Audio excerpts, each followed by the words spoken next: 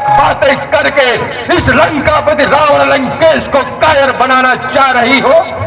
जब तक उस राम और लक्ष्मण का मैं मेघनाथ कुंभकर्ण जैसी दशा न कर दूं, तब तक ये लंकापति रावण चैन से नहीं बैठेगा, चैन से नहीं बैठेगा।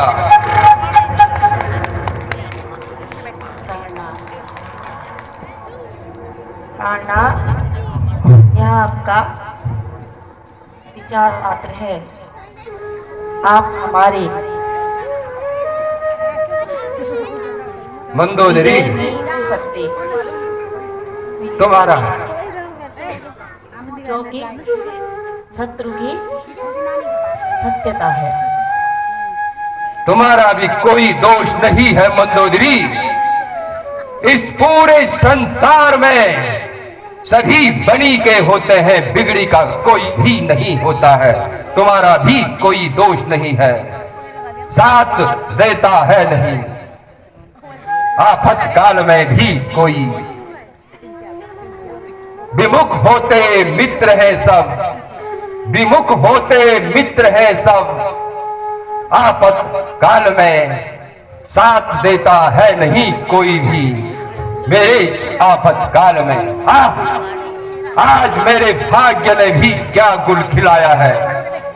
मेरी पत्नी मुझे उपदेश दे रही है, मुझे मिथ्या भाषी कह रही है और मेरे शत्रुओं के गुणगान कर रही है।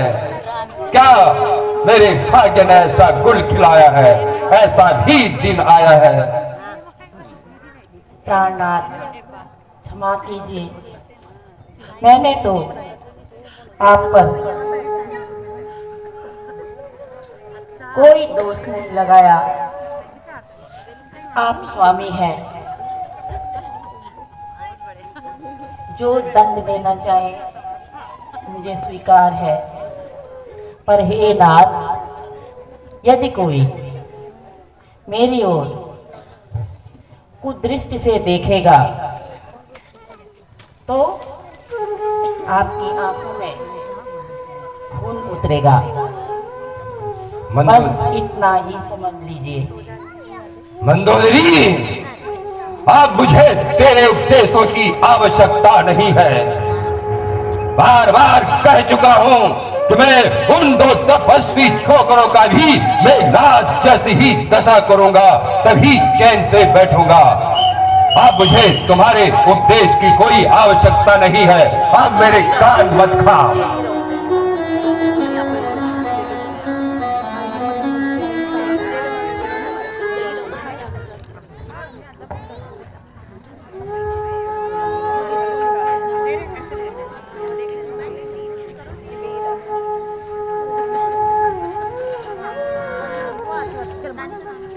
पिताजी प्रणाम, माताजी प्रणाम।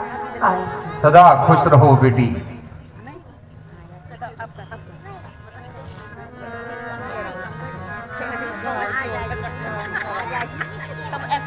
माताजी,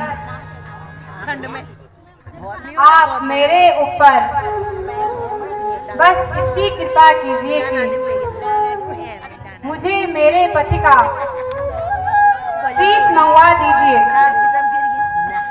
स्वामी, सुना आपसे अपने पति का शीश मंगवाने की। उसे मंगा करके क्या करेगी? उसके साथ चिता में बैठकर सती हो जाऊंगी। नहीं बेटी, नहीं। बेटी तुम क्यों रोती हो? बेटी तुम क्यों रोती हो? तो करुणा नीर बहाती हो, क्यों करुणा नीर बहाती हो?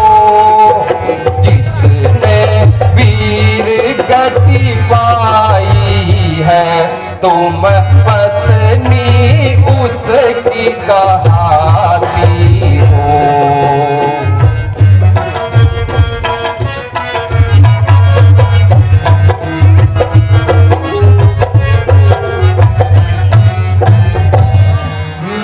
मेघनाथ का बदला लेने,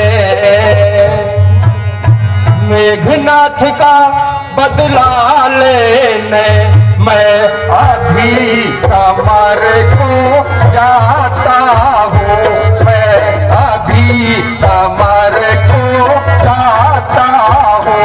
उस एक शीश के बदले मैं लाखों शीशों को लाता हूँ।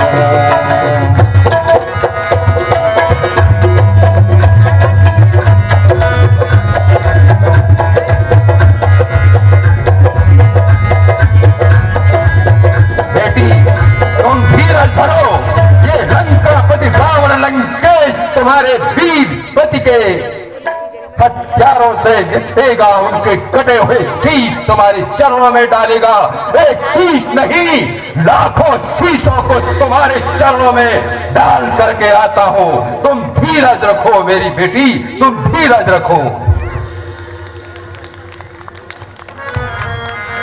महाराज समय